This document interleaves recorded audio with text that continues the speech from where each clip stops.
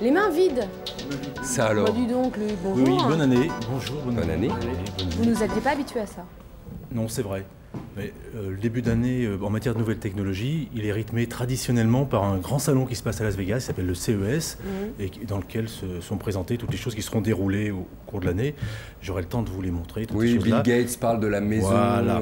Donc, de la moi, ce que voiture je voulais aussi faire, c'est un petit intelligente. point sur ce qui a bien marché et pas marché en 2006, Allons-y. parce qu'en nouvelle techno, on va toujours en avant, on regarde jamais derrière. Oui. Alors, pour faire court, j'ai divisé ça en deux parties, mes bonnets d'âne et mes bons points.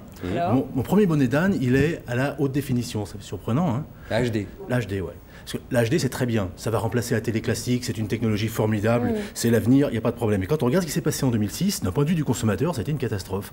Quand vous achetez un téléviseur, il y a deux technologies, LCD plasma, Full ready, deux normes, Full Ready, HD Ready, Full HD, personne n'y comprend rien, les vendeurs sont formés de manière, disons, créative, pour le moins. Si vous regardez les programmes, on a vendu à ces gens qui ont acheté les téléviseurs HD.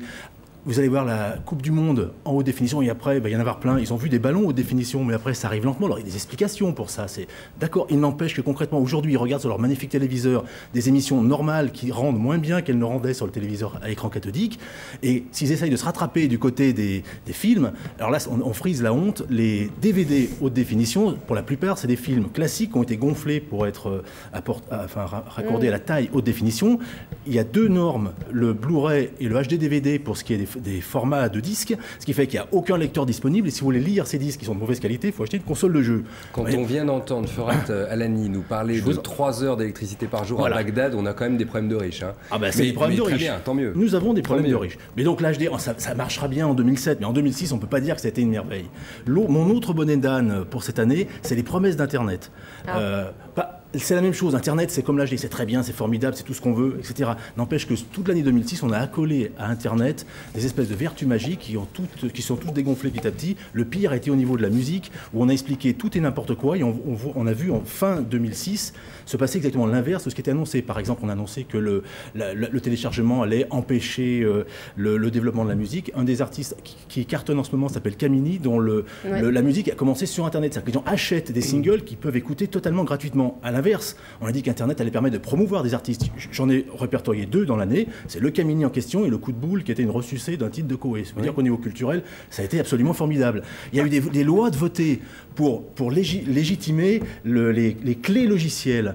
En ce moment, les marchands de musique sont en train de se rendre compte que ça marche tellement bien qu'il y a la moitié des baladeurs vendus qui sont incapables de lire des fichiers comme ça et qu'on commence à parler pour 2007 de l'arrivée de boutiques venant de majors qui vendraient de la musique sans DRM, comme on dit, sans choses comme ça. Quant à l'idée d'un forfait... DRM, c'est le verrou qui vous empêche de lire si vous avez téléchargé la licence globale.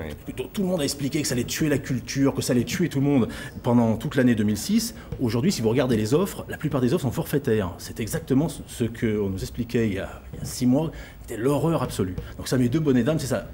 Mais les bons points. Le problème des bons points, c'est qu'il va rester 15 secondes. Vous voulez les garder ou vous voulez nous les annoncer et les développer lundi prochain? Allez, je vais faire un parcours. Le premier bon point, il est tout bête, c'est le GPS, parce que pas pour le produit lui-même, mais une techno qui a été très très compliquée, vendue très bien, qui a cartonné totalement dans des conditions vraiment très intelligentes. Industrie intelligente, l'industrie du GPS. Ça, c'est bien. Deuxième bon point, le baladeur. Tout simplement parce qu'il aurait dû mourir. Tout le monde, et moi y compris, avait annoncé sa mort. Ça n'a plus de raison d'être, le baladeur. Tous les téléphones font ça, tous les appareils font ça. Il n'empêche qu'il s'en vend encore des millions. Le troisième, c'est la télévision. On a gagné. Mais si vous regardez en 2006, la télé, elle est passée du tube cathodique aux écrans plats, elle est passée des diffusions standards à la haute définition, elle est passée de la diffusion hertzienne à la diffusion sur le satellite, sur la TNT, en podcast. Vous pouvez télécharger par exemple les journaux du matin sur votre PC, etc., sur des écrans de taille normale à des écrans minuscules, on peut les regarder sur les téléphones, le tout sans la moindre rupture technologique du point de vue du spectateur. Tout s'est passé de manière fluide, ça n'arrive jamais normalement. Inventé pour 2007 le chronomètre à Luxintelli, qui est quand même une invention très particulière qui nous permettrait de rentrer dans les temps. Et là, j'ai presque pas débordé. Là. Infiniment merci, Luc. Allez, à lundi prochain. Laurence Parisot, la patronne des patrons.